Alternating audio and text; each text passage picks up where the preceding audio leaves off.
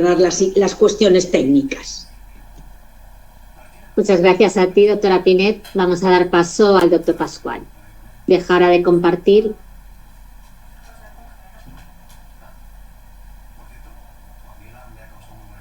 Muy bien, perfecto. Cuando queráis empiezo y así vamos sin parar, porque si no se nos echará el tiempo encima.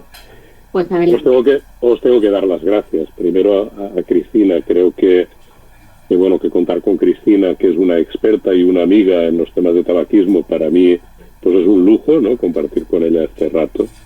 Y luego tengo que dar las gracias a los... No sé cuánta gente hay apuntada y está siguiendo, unos 170 personas, una cosa así. Esto es una barbaridad, ¿no? Y estoy realmente satisfecho porque, si Aflofarm en este caso apuesta por este tema de la patología psiquiátrica con el consumo de tabaco y de la comorbilidad con otro consumo de sustancias y el consumo de tabaco, creo que es importante porque a veces nos olvidamos que el trastorno por consumo de tabaco, nicotina, al fin y al cabo, es una adicción. Y es importante hablar de los temas de neumología, de cardiología, pero que muchas veces son las consecuencias del consumo. Y aquí lo que habría que hablar también es de cómo atajamos realmente el problema de la adicción. Y por eso tengo que dar las gracias a Aflofarm por apostar, por hablar de este tema concretamente. Mi idea es comentar el tema desde el punto de vista de qué pasa con los pacientes que, además de el tabaco, tienen otras adicciones y qué uso le podemos dar al todacitán. Supongo que si no me decís nada es que la estoy compartiendo bien, y si hay algún problema me lo comentáis. Si hablásemos de epidemiología, voy a centrarme un poco en el informe del Plan Nacional sobre Drogas del Observatorio Español y ver un poco qué pasa con el tabaco y las otras sustancias. Pues deberíamos hablar de policonsumo, es decir, las personas que vemos en las unidades de conductas adictivas, o como se llamen, porque en cada comunidad autónoma tienen un nombre distinto, pues básicamente, y sobre todo en el último tiempo, son policonsumidores, aunque el tema del tabaco ha estado presente casi siempre, ¿no? Pero el policonsumo siempre pensamos en el tema del alcohol y la cocaína, del cannabis y no sé cuántos, y a veces nos olvidamos realmente de que el tabaco pues puede ser un problema importante, ¿no? De hecho, en los análisis que se han hecho, en las encuestas que se hacen en el estudios y en edades, pues si se considera ese tramo temporal de qué ha pasado con esa persona durante los últimos 12 meses, qué sustancias son las que más ha consumido, pues vemos que hay un número importante de personas que consumió 4 o más sustancias psicoactivas. Y esto, lo podemos entender. Una persona que sale, que se toma 2 copas, que se fuma 2 cigarrillos, que a lo mejor consume cocaína posteriormente y que a veces cuando va a casa se toma una benzodiazepina porque no puede dormir, ¿no?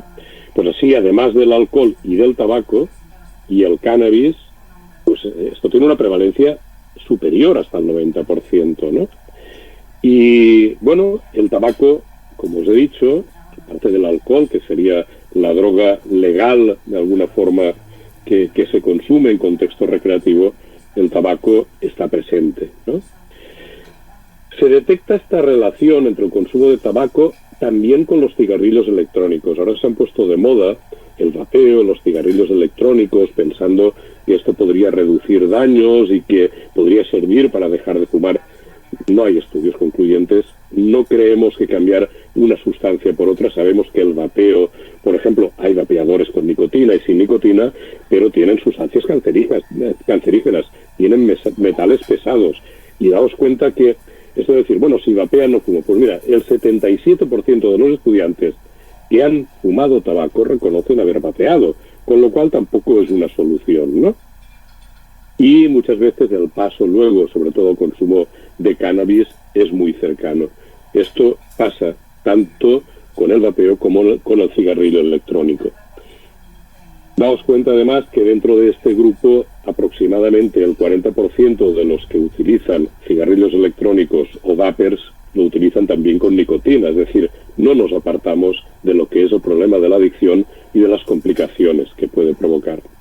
Y si hablamos del policonsumo en general, esta es la encuesta de edades, la que se hace en la población entre 14 y 64 años, el estudio que se presentó en el año 2022, pues entre los consumidores que consumen solamente una sustancia, pues tenemos como un 9,1 de fumadores, pero si nos vamos al último tramo, a la gente que consume, bueno, o al tercer tramo, el que consume ya 3 sustancias, el tabaco está presente en un 97,5%. Es decir, los consumidores de sustancias consumen tabaco casi siempre.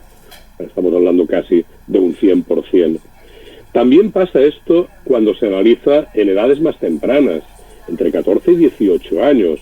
Ahí tenemos el consumo de tabaco, lo podemos ver de 2 formas, y vemos que, por ejemplo, entre los consumidores de tabaco, vamos a ver la barra roja, entre los consumidores de tabaco, el 42,4% consumen también alcohol, el 63% consumen cigarrillos electrónicos, y llegamos a cifras importantes en el consumo de cannabis, dependiendo si miramos el consumo de tabaco con cannabis o el consumo de cannabis y de tabaco, entre un 60 y un 80%.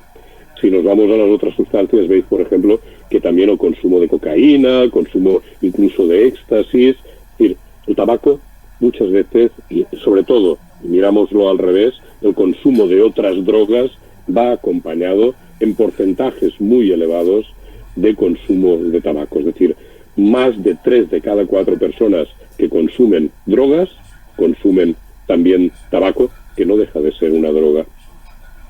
Desde Socidroga Alcohol hicimos recientemente un estudio que publicamos, bueno, hay un artículo en la revista Adicciones, que lo tenemos ya online, en Open Access, y hicimos este estudio de la concurrencia del trastorno por uso de sustancias y de otros trastornos mentales.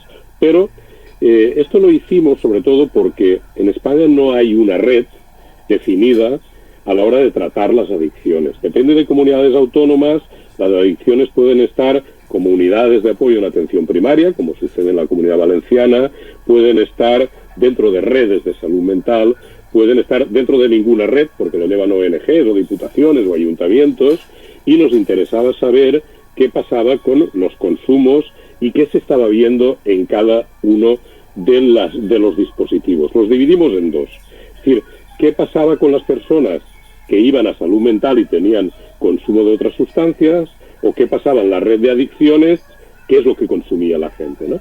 Al final hicimos una encuesta a 1.783 personas y veis que de este número de personas en global, el 89% consumía tabaco.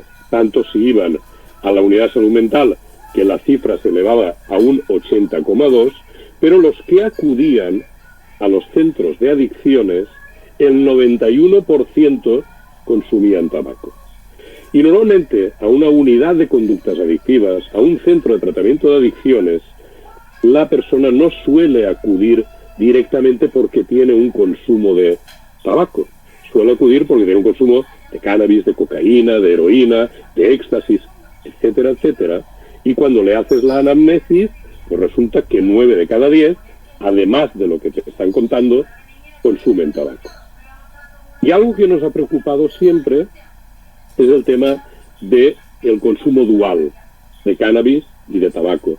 La gente fuma porros, y los porros normalmente no lo fuman solos, ¿no? Estamos hablando de que el cannabis, pues en el último mes aproximadamente, lo consumieron un 8% de las personas. El 71% son hombres. Es verdad que en ciertas franjas de edad las cifras se van equiparando y las mujeres son grandes consumidoras. Y, sobre todo, la gente joven, veis que esta cifra global del 8% se puede elevar casi a un 16%. ¿Y qué tipo de cannabis consumen? Mirad, el 48,7%, casi la mitad, consumen marihuana, consumen hierba. El 20,6%, es decir, 1 de cada 5, consumen hachís, consumen polen, consumen chocolate, ¿no? Pero hay un porcentaje elevado que mezclan el hachís y la marihuana. Lo más importante en el tema que estamos hablando es que el 87% de los que fuman cannabis, da igual que sea marihuana que sea hachís, lo hacen mezclado con tabaco. Y esto, claro, esta cifra, que en la gente más joven llega a un 88% casi, nos preocupa, porque a la hora de tratar, ¿qué tratamos? Que deje de consumir cannabis. Pero claro, si deja de consumir cannabis y el cannabis va con tabaco, va a seguir fumando tabaco. Si esta persona lo que busca son los efectos del THC, va a ser un poco complicado, ¿no? Entonces, probablemente el enfoque que tenemos que hacer es un enfoque de decir, ¿por qué no atajamos las dos sustancias, ¿no? Porque este consumo problemático, pues no, en la población general hemos visto que puede llegar a cifras incluso más elevadas de las que salen en algunos estudios, pero es que aquí estamos hablando de consumo problemático. No estamos hablando de personas que hacen un consumo esporádico, puntual, sino que dan un CAST, que es el test que nosotros pasamos para ver si la persona realmente, el consumo que está haciendo de cannabis, junto con el de tabaco, es problemático, y vemos que 3 de cada 10 hacen un consumo problemático. ¿Cómo no vamos a tratar también el consumo de cannabis junto con el de tabaco? Si estamos hablando de personas, en su mayoría jóvenes, aunque también es verdad que hay fumadores de cannabis más mayores, pero sabemos que en edades tempranas la probabilidad de que tengan, por ejemplo, cuadros psiquiátricos, pues se va a incrementar, ¿no? Y estas diferencias son notables si se comparan con el dato global de consumo diario de tabaco, que es un 9%. Es decir, de ahí lo que hemos hecho es extraer el consumo que hacen las personas que combinan tabaco y cannabis y que además tienen un consumo problemático, ¿no? Bueno, esto también se monitorea por parte del Observatorio Europeo de Drogas, y ellos llegan a decir que fumar cannabis junto con tabaco es la forma más habitual de policonsumo de drogas en toda Europa. Además, estas sustancias se combinan bien porque facilita la combustión. Es decir, la gente que fuma chocolate, fumarse el chocolate solo, esto es un poco complicado, ¿no? Fumar hachís. Pero cuando tú le pones tabaco, la combustión se facilita, ¿no? Y es más fácil incluso de inhalarlo. Y es verdad que el uso del tabaco en un porro de cannabis suele ignorarse a la hora de evaluar la dependencia. Vemos cuántos porros fumas, pues, y miras cuántos gramos de marihuana se ha fumado, pero al final te olvidas muchas veces de que detrás hay otra sustancia que le está causando la dependencia. En este sentido ha habido una preocupación por parte del Comité Nacional de Prevención de Tabaquismo, que lleva ya 9 ediciones del proyecto EVIC, del proyecto de evidencia del consumo de cannabis y tabaco, que, bueno, hemos elaborado, porque yo soy parte del CNPT, Socidrogalcol es parte del CNPT, y hemos elaborado una serie de materiales, una serie de cursos. También la doctora Cristina Pinet ha participado en la elaboración de estos materiales, porque entendemos que no podemos banalizar este consumo dual, ¿no? El proyecto EVI pues tiene una serie de objetivos, y sobre todo yo creo que nos debemos de basar, además de que hasta este último año no hemos recibido ayuda del Plan Nacional, pero el compromiso del CNPT es firme para seguir trabajando en la prevención de este consumo dual y en el facilitar el tratamiento de estas personas, porque estamos hablando de un paradigma importante, que es el uso simultáneo de 2 drogas psicoactivas, que, como hemos visto, para el Observatorio Europeo es el máximo exponente del consumo o del policonsumo de drogas, ¿no? Y ahí nos planteamos una misión principal, ¿no? Sobre todo es difundir entre la población el conocimiento de los daños que puede causar este policonsumo, y de ver qué estrategias podemos aplicar para prevenir, para formar a los profesionales, para ofrecer un tratamiento adecuado, porque claro, las cosas que se desconocen al final no terminan tratándose. Los objetivos generales, por lo tanto, de este proyecto son investigar, evidenciar y aumentar el conocimiento de este binomio, y sobre todo poner en marcha e impulsar políticas, programas de prevención, estrategias para el control y sobre todo la prevención de este consumo. A veces desde el CNPT yo digo que somos un poco pesados a la hora de mandar mensajes. Creo que nos quedamos cortos, porque precisamente uno de los problemas que estamos viendo entre la población juvenil es el incremento de esta dualidad en el consumo. Bueno, estos serían los objetivos específicos que tenemos en el EVIC. No voy a entrar en ellos porque he ido comentándolos un poco de pasada, pero creo que tenemos un claro mensaje que dar a los políticos, a la administración, a los profesionales y a la población general. Y es que el tabaco es un problema de salud pública, el cannabis es un problema de salud pública, y si mezclamos los dos se potencia. Es decir, estamos elevando al cuadrado la vulnerabilidad de estas personas y la aparición de enfermedades, tanto orgánicas, psiquiátricas, sin olvidar que el consumo de ambas sustancias conjuntamente incrementa la posibilidad de tener una alta dependencia. Bueno, os he puesto las diapositivas que yo creo que luego se pueden distribuir porque podréis acceder a la página web del CNPT y podréis participar si os apetece en los cursos y tener el material. Yo creo que hay unas infografías que se pueden utilizar porque a veces, bueno, nos acude gente a la consulta y no tenemos un material adecuado para dar, para sensibilizar, para explicar determinados temas. Por lo tanto, estas son las directrices. Las directrices son el intentar hacer un abordaje terapéutico conjunto que esté orientado a la abstinencia. La doctora Pinet decía antes de una disminución de consumo. Mirad, si algo hay en reducción de daños en tabaquismo es hacer una reducción de consumo con un objetivo que es la abstinencia. No hay evidencia científica de que fumar menos mejore la calidad de vida del paciente. No hay una evidencia de que fumar menos te evite el padecer un cáncer, el padecer un problema cardiovascular, el padecer cualquiera de las enfermedades que puede provocar el tabaco.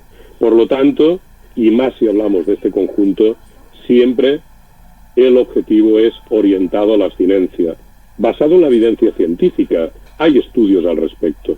Individualizado, yo creo que esto es obvio. La doctora Pinet hablaba de los pacientes psiquiátricos y cada uno es distinto, pues en este contexto también podemos decir que se tiene que individualizar el tratamiento.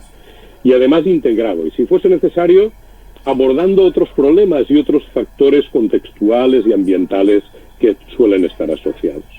Por lo tanto, habría que promover la toma de decisiones, sobre todo para el abandono, abandonar el consumo de tabaco y cannabis, prevenir el abordaje de recaídas y abordar los problemas asociados.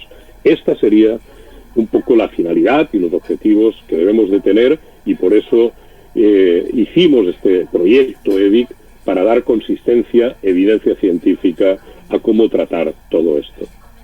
Bueno, y yo siempre me he planteado esto. Yo empecé a trabajar con pacientes adictos en el año 87 y veía que muchos de los pacientes que yo estaba tratando, pues de alcohol, empecé a trabajar con alcohólicos.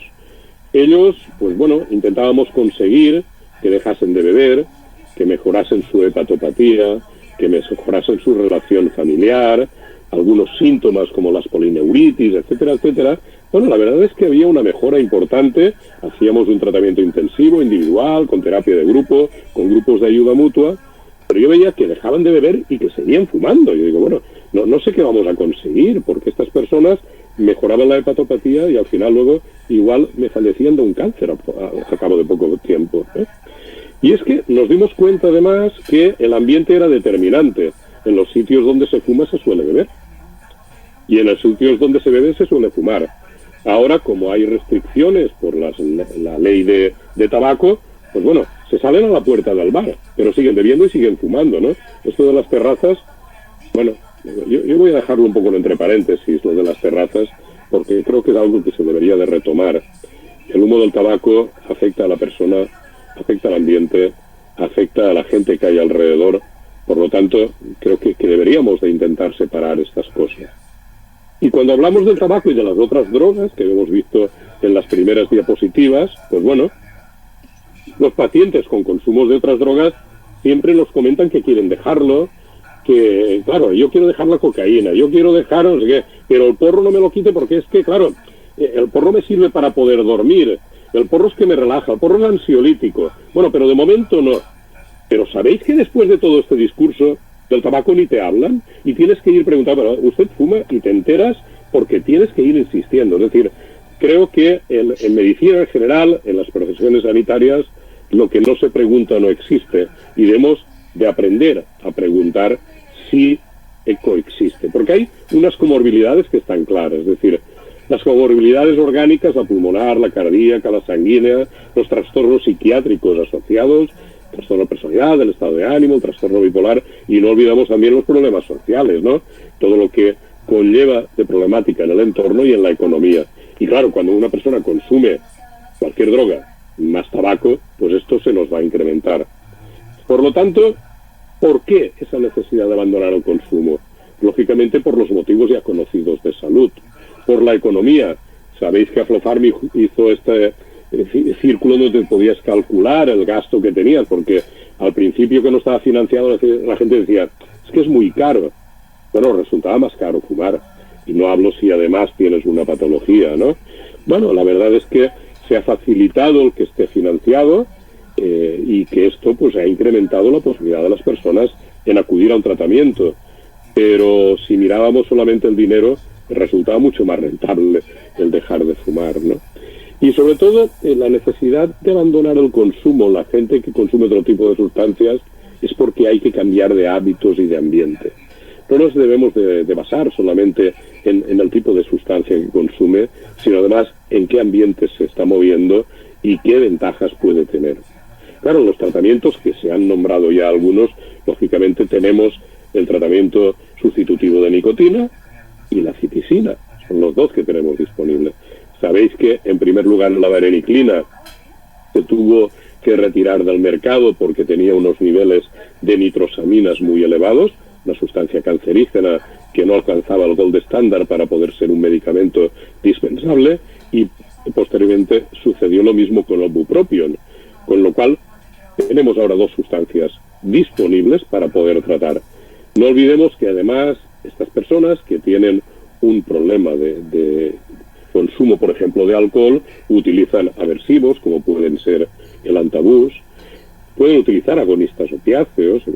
Tenemos, por ejemplo, la naltrexona, agonistas, antagonistas, el tratamiento del sintomático, podemos utilizar eutimizantes, es decir, hay tratamientos concomitantes en el alcohol y en otros tipos de drogas.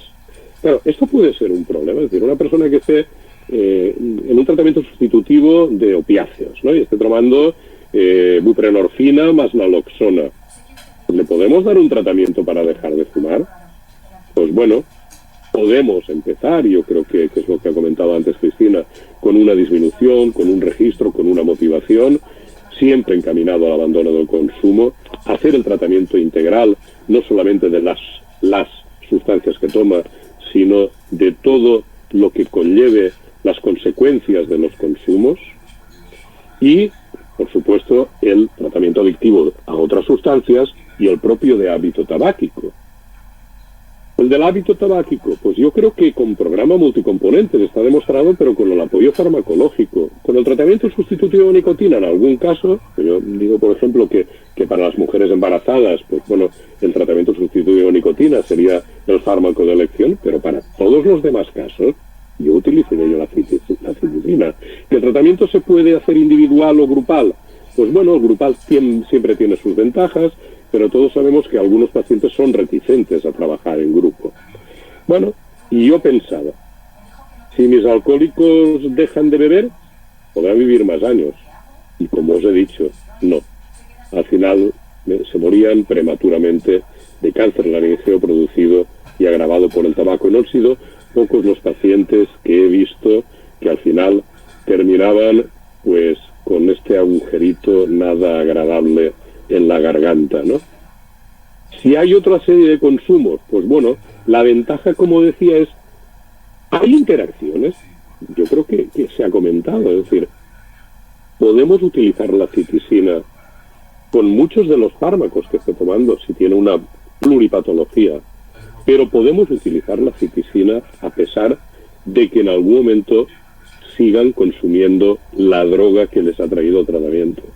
Porque según la ficha técnica no se conocen interacciones. Una persona puede seguir bebiendo, aunque no debiese, y tratarse el tabaquismo con citisina.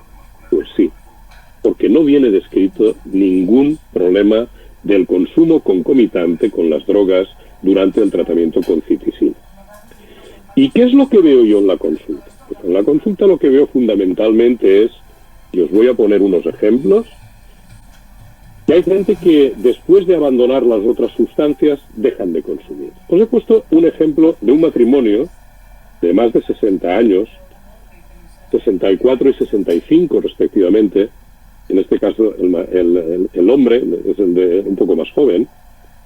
Son consumidores de tabaco, me falta la D de D, desde la adolescencia, ambos, y los he puesto juntos porque han ido a la par en todo. Alrededor de un paquete al día, desde la adolescencia, consumidores de cocaína ambos, y con pluripatología. De hecho, la pluripatología hace que utilicen la polifarmacia, antihipertensivos, hipolipemiantes, antidepresivos, analgésicos, en el caso del hombre incluso una diabetes. Vinieron a la unidad para abandonar el consumo de cocaína, aunque, como por la edad que tenían, pues les daba vergüenza decir a la familia que venían a la unidad de conductas adictivas para dejar la cocaína, les dijeron, vamos a la unidad para dejar de fumar. Primero consiguieron el dejar la cocaína ambos, con controles de drogas en orina que contrastaban la abstinencia, con seguimiento médico y psicológico, y como ya tomaban tanto fármaco decidimos no darles más, ¿no? Y con el apoyo psicológico médico y los controles de orina consiguieron dejar de fumar. Habían tenido intentos anteriores de dejar de fumar, pero sin ningún tipo de apoyo, ni farmacológico ni psicológico. Bueno, empezamos a utilizar la citisina y en estos momentos, y sin tener que haber cambiado ninguna pauta de los fármacos que estaban tomando para su pluripatología, llevan en estos momentos 6 meses abstinentes a tabaco. Es decir, el propio tratamiento que iniciamos, primero motivacional y luego el conseguir la abstinencia a la cocaína, se dio cuenta que su calidad de vida había mejorado, pero no lo suficiente. Y con esta edad que empezaban ya pues a cansarse, que empezaban pues a tener sus limitaciones y algunos dolores propios de la edad, pues decidieron que querían estar todavía mejor y consiguieron, y ahora llevan pues como año y pico sin cocaína y más de 6 meses en abstinencia a tabaco. Bueno, luego os presento el caso de un alcohólico que yo he tratado hace muchos años, que después de dejar de beber, pues insistimos siempre en lo que os decía antes, hombre, si dejas de beber y ahora tenemos otra serie de problemas orgánicos y además sabes que tienes una adicción, sabes lo que es una adicción, pues bueno, esta persona con 68 años, también inicio de consumo, joven, a los 13, 14 años, es un alcohólico rehabilitado, y trabajamos con grupos de alcohólicos rehabilitados, yo empecé a trabajar con ellos, como os digo, en el año 87, pues ya lleva más de 25 años de abstinencia continuada al alcohol. Fumador de más de un paquete al día, 20 cigarrillos aproximadamente entre semana y 30 los fines de semana, con apoyo por los grupos de ayuda mutua. Además, él sirve de referente en los grupos de la gente que está bebiendo. Ahora es difícil, como decía antes, encontrar a una persona que solamente consume una sustancia, y mucha gente de la que vemos, muchos pacientes de los que tratamos en la asociación de alcohólicos o que vienen a la unidad de conductas adictivas son policonsumidores, y al final lo que hacemos es pues tratar a la persona de forma integral. Pues esta persona ha estado durante mucho tiempo y sigue siendo uno de los puntos de apoyo en los grupos de ayuda mutua. Pero claro, a él también le llamaba la atención al final que la gente se iba dejando las distancias, y él además tiene un cuadro de EPOC tratada con un inhalador, y que además pensaba, si estoy motivando a mis compañeros a que abandonen las adicciones y yo sigo fumando, pues bueno, al principio de aparecer el Todacitán, le dimos una caja, tomó de Todacitán, y en estos momentos lleva 15 meses de abstinencia continuada al tabaco, siga yendo a los grupos de ayuda mutua y ahora, además de decirles que no beban y que no consuman otras drogas, les dice también el tabaco es una droga y no quiero que sigáis fumando, con lo cual nos sirve también de apoyo en la psicoterapia. Esta persona nunca había tenido antes un intento previo y al primero, cuando se decide con una motivación exógena, porque lo hace también por su salud, endógena también, pero lo hace sobre todo a partir de ese compromiso con los compañeros, consigue dejar de fumar. Y el tratamiento que recibió, como os digo, es una caja de citisina.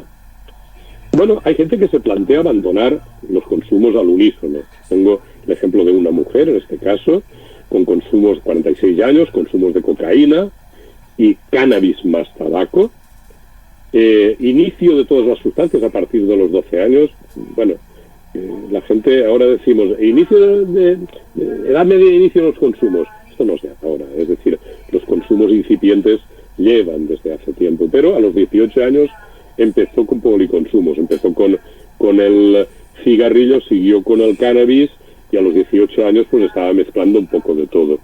Esta persona sí que tenía el tratamiento con zonisamida. Sabéis que es un antiepiléptico de estos de nueva generación, que además son estabilizadores del estado de ánimo y sirven en cierta forma para disminuir la impulsividad. Toma lorazepam, 2 miligramos como ansiolítico, y le dimos citisina, pero siempre con apoyo y seguimiento psicológico. Pues bueno, esta persona está en tratamiento todavía. Esto, si hacemos una reunión el mes que viene, os lo mandaré, porque la verdad es que empezamos hace 3 semanas aproximadamente, ha podido conseguir dejar de fumar, pero todavía estamos en un proceso, porque creo que siempre hay que hacer evaluaciones a medio y a largo plazo, evaluar qué ha pasado a los 3, a los 6 y a los 12 meses, ¿no? Y esto es lo que pasa con mis alcohólicos, ¿no? Cuando trabajas desde una asociación de alcohólicos rehabilitados, cuando trabajas con un programa multicomponentes, la ventaja que tenemos es que contamos con una psicóloga, que hacemos 3 o 4 grupos de, no sesiones, sino más bien grupos completos de seguimiento de tabaquismo. Por ejemplo, hacemos uno en enero, hacemos uno a veces antes de vacaciones, otro en septiembre y a veces, si hay bastante gente, otro a final de año.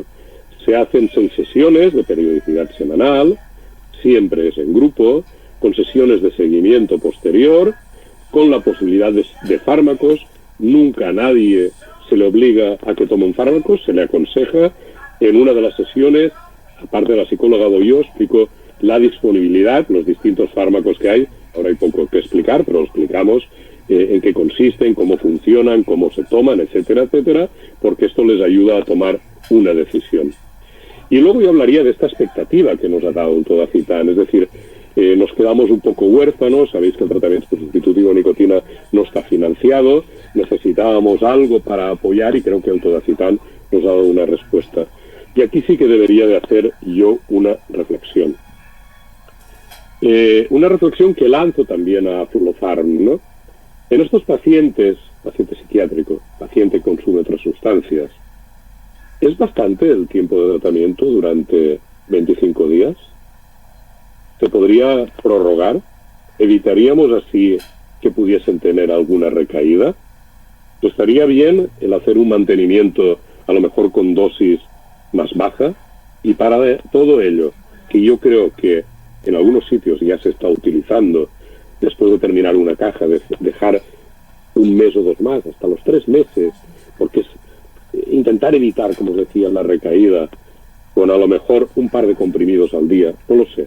Hay compañeros que están experimentando en esto, que lo están registrando, y parece que funciona bien. Y si esto funciona bien y es efectivo, podríamos ayudar entre todos a que el Ministerio y las comunidades autónomas financiase sin tantas limitaciones un tratamiento más continuado. En el aire lo dejo. Muchas gracias. De todas formas, lo que intentamos es que el cerebro de un adicto se repare. El adicto es una persona y tenemos que trabajar para que su vida sea un poco mejor, y el tabaco, el no fumar, puede contribuir a ello. Muchas gracias. Pues muchísimas gracias a ti, a los dos, por vuestras intervenciones, que yo creo que han sido estupendas. Seguro que los asistentes